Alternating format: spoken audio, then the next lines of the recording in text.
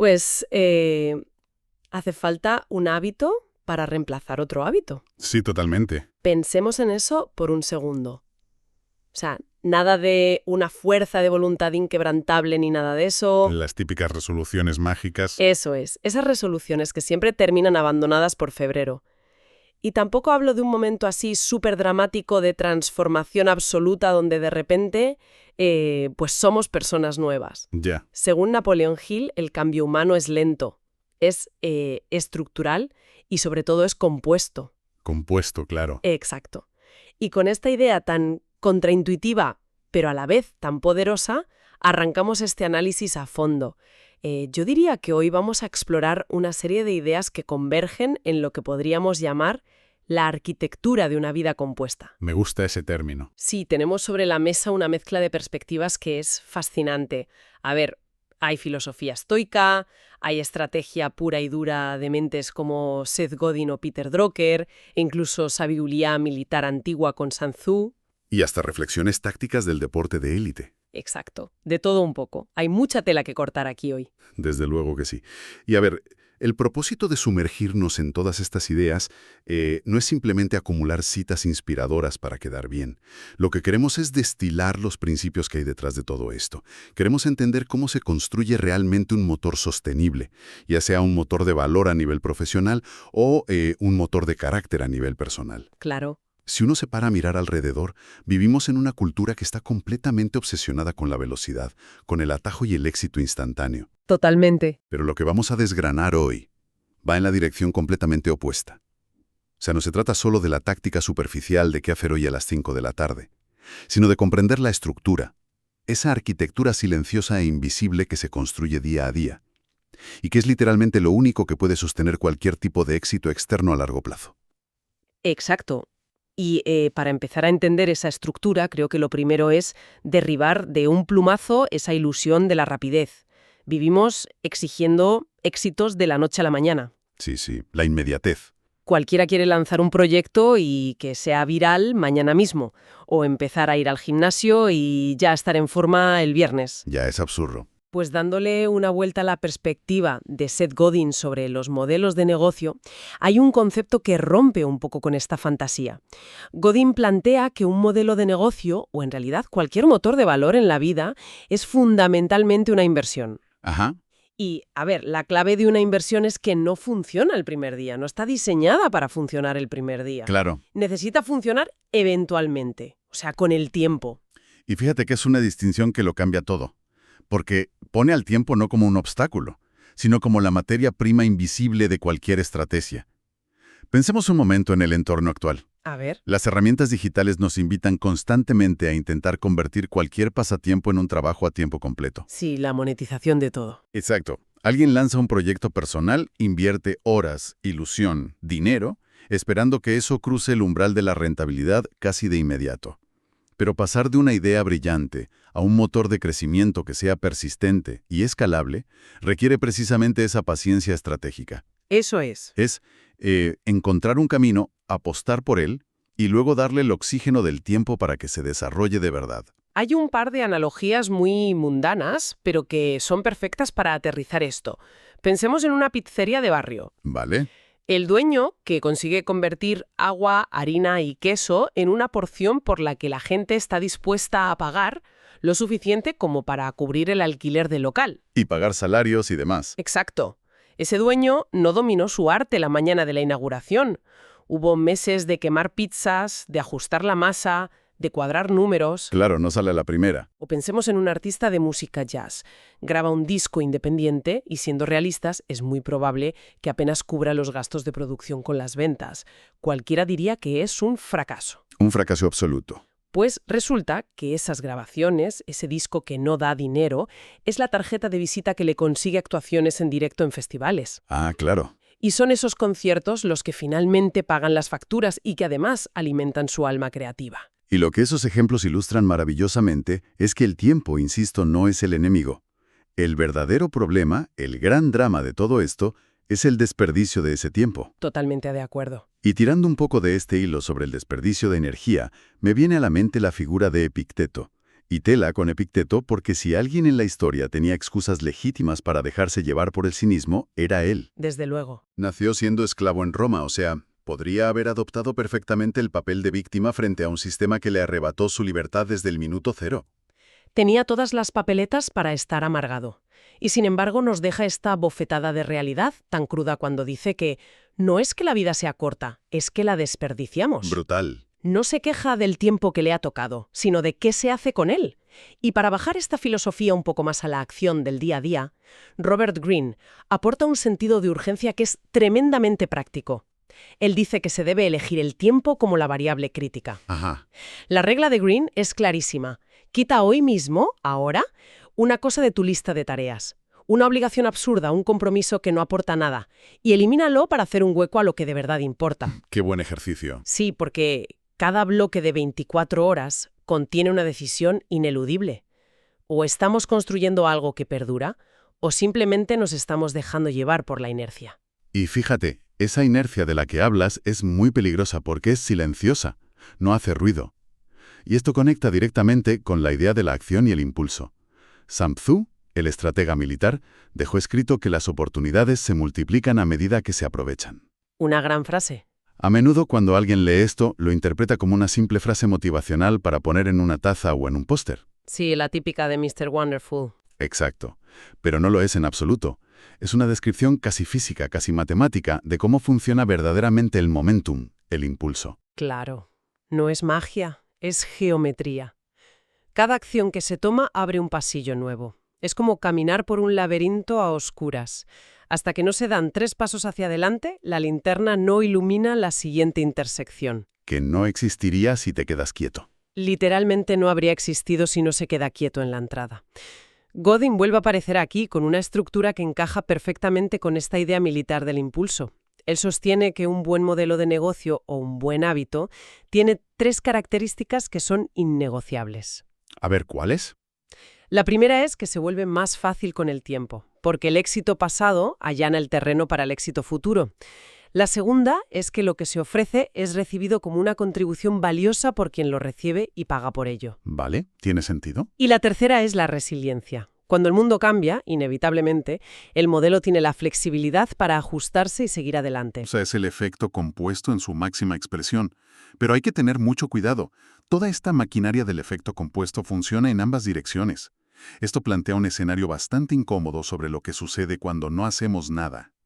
La inacción. Claro, la inacción también compone. Dudar se convierte en un hábito con la misma facilidad con la que se forja el hábito del coraje. Es verdad. Para quien siempre está esperando el momento perfecto, o las condiciones macroeconómicas ideales, o la inspiración divina antes de actuar, Que nunca llegan. nunca llegan. Y la realidad es que esa persona no está preparándose, simplemente está practicando el arte de esperar. Se vuelve un experto mundial en no hacer nada. Totalmente. Y volviendo a la premisa de Napoleon Hill con la que abrimos. Como esa persona no está usando un hábito de acción para reemplazar un hábito de inacción, pues el viejo hábito mantiene su territorio, gana la partida por abandono del rival. Manda narices lo fácil que es caer en esa trampa de la parálisis por análisis. Facilísimo. Para evitarla, hay una máxima de Simon Sinek que de tan simple parece obvia. Dice que la mejor manera de averiguar si funcionará es hacerlo. Fin de la historia. ¿Está? Nada de hacer hojas de cálculo interminables o planes de contingencia para escenarios que nunca en la vida van a ocurrir. Y para que dar ese primer paso no parezca tener que escalar el Everest en chanclas, hay un proverbio africano brutal. ¿Cuál es? Dice que un hombre sabio nunca da un paso demasiado largo para su pierna. Me gusta. Es decir, pon el listón bajo al principio. Si se quiere correr una maratón, hoy solo hay que ponerse las zapatillas y dar una vuelta a la manzana. No va a ser perfecto, el universo no se va a apartar al paso de nadie, pero ya se ha salido por la puerta. Y hay una cita de Carlos Castañeda que le da un giro de tuerca fascinante a esto del esfuerzo. Él dice, o nos hacemos miserables o nos hacemos fuertes. La cantidad de trabajo es la misma. ¡Qué buena! Es una reflexión que rompe muchos esquemas. Solemos pensar que construir una buena vida o un buen negocio requiere un esfuerzo titánico, mientras que fracasar o estancarse es fácil y no requiere energía. Castañeda nos dice que eso es rotundamente falso. El esfuerzo cognitivo y emocional para mantener un mal hábito, para justificar una vida estancada o para lidiar con la ansiedad de la procrastinación, consume exactamente la misma cantidad de energía vital que construir disciplina. Es cierto. El coste calórico, por así decirlo, es idéntico. La única diferencia real es el vector, la dirección hacia la que apuntas esa energía.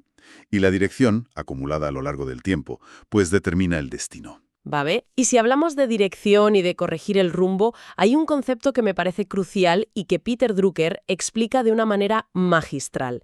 Aquí es donde la cosa se pone realmente interesante, porque Drucker plantea algo sobre el mercado y la empresa que choca frontalmente con lo que nos suelen enseñar. Sí, su visión es muy particular. Él sostiene que el argumento más fuerte a favor de la empresa privada en una sociedad no es la búsqueda del beneficio económico.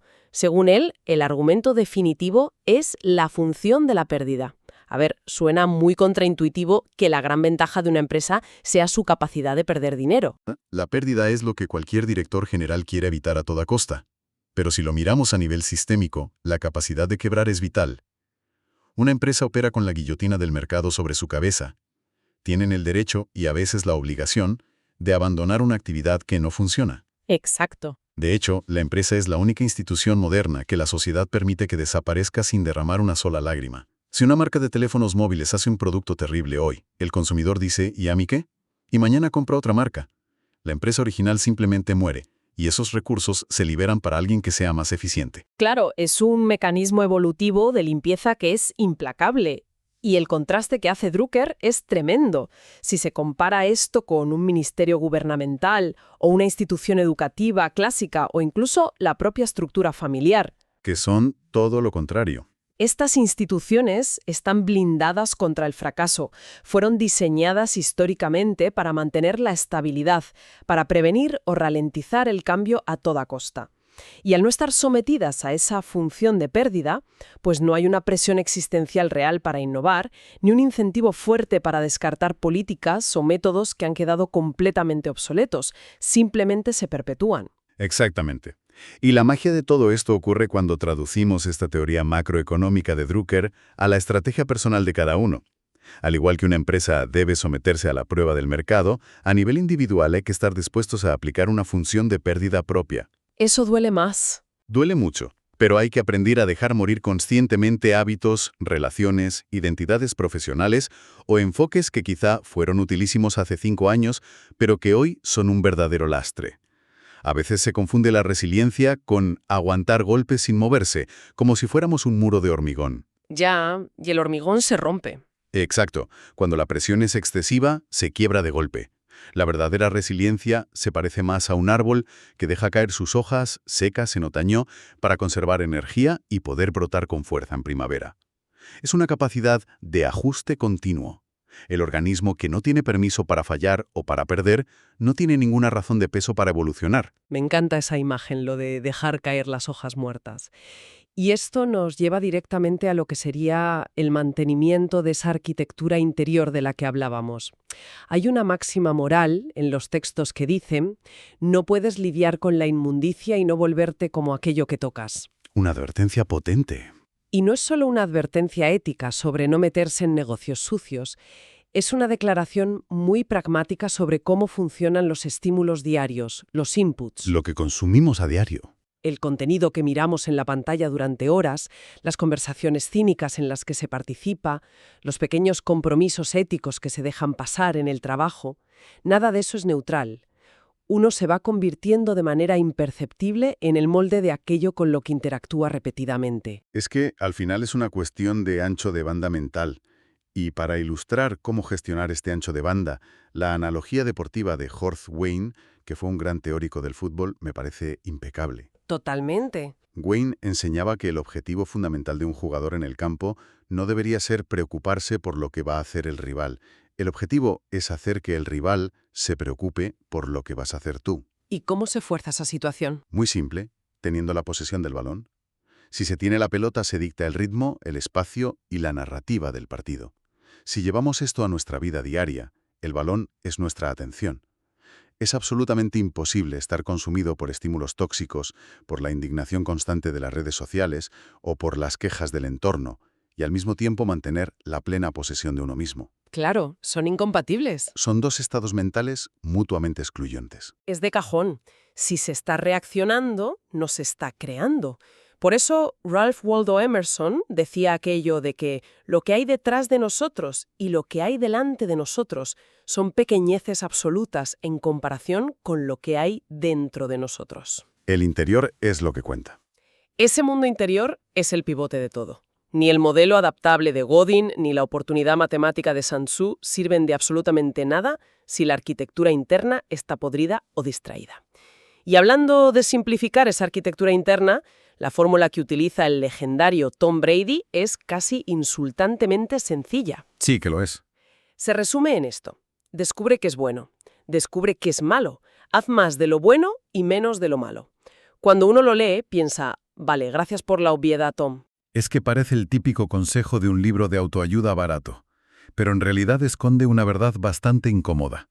La genialidad de esa fórmula de Brady radica en asumir que el verdadero cuello de botella en la vida rara vez es la falta de conocimiento. Ya sabemos lo que hay que hacer. Quien escucha esto muy probablemente ya sabe qué alimentos le sientan mal, qué hábitos le estancan y qué tipo de trabajo le hace prosperar. El conocimiento ya está ahí. El problema real es la ejecución. Y la ejecución es siempre, siempre, un problema de carácter. Y el carácter no se forja en un retiro espiritual de fin de semana, ni dando un grito motivacional frente al espejo del baño. El carácter se deposita milímetro a milímetro, a través de la repetición aburrida y constante de hacer más de lo bueno y menos de lo malo. Es una cuestión puramente de sedimentación. Y llegamos a la parte que sinceramente más me rompió los esquemas cuando preparábamos este análisis. Porque si hablamos de carácter llevado al límite absoluto, hay que hablar del amor ágape. Palabras mayores. El concepto de tener amor por el enemigo, de rezar por aquellos que te persiguen o te hacen daño. Cuando uno se encuentra esto en medio de reflexiones sobre estrategia empresarial y táctica militar, choca muchísimo. Es un contraste fuerte, desde luego. Hay que aclarar que el amor ágape no es un sentimiento romántico, ni requiere que el agresor caiga bien o que se apruebe lo que hace. Es una buena voluntad activa e incondicional. Pero aún así, desde un punto de vista puramente pragmático, la pregunta es obligada. ¿Qué pinta esto en un manual de estrategia vital? Es la pregunta clave. Y yo entiendo perfectamente el choque inicial. Si despojamos al concepto de ágape de su carga puramente teológica y lo analizamos desde la arquitectura personal, tiene un valor estratégico incalculable. A ver. ¿Por qué? Porque reaccionar con odio o buscar venganza ancla irremediablemente a la persona a la agenda del otro. Convierte a uno en un esclavo de las acciones de los demás. Volviendo a la analogía del fútbol, odiar al enemigo significa que él tiene la posesión del balón y tú solo corres detrás intentando robarla, agotándote por el camino. Claro. Practicar el amor ágape, esa buena voluntad incondicional, requiere el horizonte temporal más largo y ambicioso que sea posible. Es la decisión radical de jugar tu propio juego, basándose exclusivamente en valores internos, negándose a que la toxicidad externa dicte el comportamiento propio. Visto así, es el acto supremo de egoísmo bien entendido. Exacto. Es blindar la paz mental. No se le puede desear el bien a alguien que ha traicionado basándose en un calentón emocional momentáneo. Eso requiere una estructura interna a prueba de bombas. Exige transformar esa actitud en un hábito a través de microdecisiones que nadie ve, que no tienen ningún glamour, hasta que esa respuesta se convierte en la naturaleza predeterminada. Sí, se vuelve algo automático. Y el impacto de lograr construir ese tipo de carácter no se queda encerrado en la persona. Hay una frase de John F. Kennedy que ilustra muy bien este efecto dominó. Kennedy decía que un presidente gobierna no solo para los ciudadanos que están vivos y votan hoy, sino para todos aquellos que aún no han nacido. Es una forma brillante de entender la responsabilidad. Y se aplica a cualquier persona que intente construir una vida con sentido. Ninguno de nuestros hábitos es un compartimento estanco. La forma en la que se gestiona el tiempo, cómo se trata a un rival, o si se aplica esa función de pérdida a lo que ya no sirve, genera una onda expansiva. Irradia. Irradia hacia afuera, eso es. Modela el comportamiento de la gente alrededor, de la familia y, por efecto cascada, de personas que quizá nunca se lleguen a conocer en el futuro. Por eso decíamos al principio que la arquitectura de una vida compuesta es en última instancia la construcción de un legado. Qué manera de atar todos los cabos, haciendo una síntesis rápida de todo este recorrido porque ha sido intenso. Muy intenso. El principio y el fin de la cuestión es que hace falta un hábito para reemplazar otro hábito. No hay trucos, no hay atajos, es la intersección diaria entre el tiempo que se nos da y la intención que se le pone. Sin duda. Se trata de aceptar la incertidumbre y entrar a lo desconocido con gracia, porque es ahí donde están las opciones de crecimiento. Es aprovechar el momento para multiplicar la inercia a favor. Es tener la máxima alerta sobre lo que se deja entrar en la mente, tocando solo aquello en lo que estamos dispuestos a convertirnos. Y como decían en una de las reflexiones, lanzar la vida hacia un propósito bajo la premisa de hecho a sí mismo o nunca hecho. Es un resumen perfecto, pero antes de poner el punto y final, me gustaría rescatar una idea que habíamos dejado deliberadamente en la recámara para este preciso momento. Es un concepto bastante provocador para que cualquiera que nos esté escuchando le siga dando vueltas por su cuenta. A ver, dispara. Al hablar antes de Peter Drucker y su defensa de la función de la pérdida en la empresa privada, él hizo una observación que llamó punto de acción. Drucker, analizando cómo el sector público es inherentemente rígido, señaló una tendencia que él denominó reprivatización. Apuntó que áreas que históricamente hemos considerado monopolios sagrados del Estado, cosas tan fundamentales y delicadas como la gestión de las prisiones o incluso el apoyo logístico en las guerras, están cayendo cada vez más en manos del sector privado. Fíjate. Y esto pasa simplemente porque las empresas privadas están obligadas a ser eficientes o desaparecer por esa función de pérdida. Es un escenario que sinceramente impone bastante respeto cuando se piensa a escala global. Impone una pregunta estratégica monumental. Si asumimos como cierta la premisa de que la eficiencia impulsada por el riesgo de pérdida terminará desplazando a la ineficiencia burocrática, ¿qué otros pilares fundamentales de nuestra sociedad que hoy damos por hecho que son públicos o intocables van a ser los próximos en privatizarse? Qué gran reflexión. Y lo que es más importante a nivel personal, ¿cómo deberíamos ir posicionándonos, tanto en el terreno profesional como en nuestra estructura de valores éticos, para no ser simples espectadores, sino para enfrentar o incluso aportar valor en esa transformación inminente? Es un ejercicio mental que desde luego exige mucha perspectiva. Pues sí, es una de esas preguntas que te dejan mirando por la ventana un buen rato. Y con esa invitación a pensar en el largo plazo, a evaluar la propia arquitectura interna y a anticiparse al tablero de juego del futuro, cerramos el análisis a fondo de hoy. Queda mucha tela por cortar, así que tocará seguir cuestionando lo establecido. Hasta la próxima y a seguir construyendo.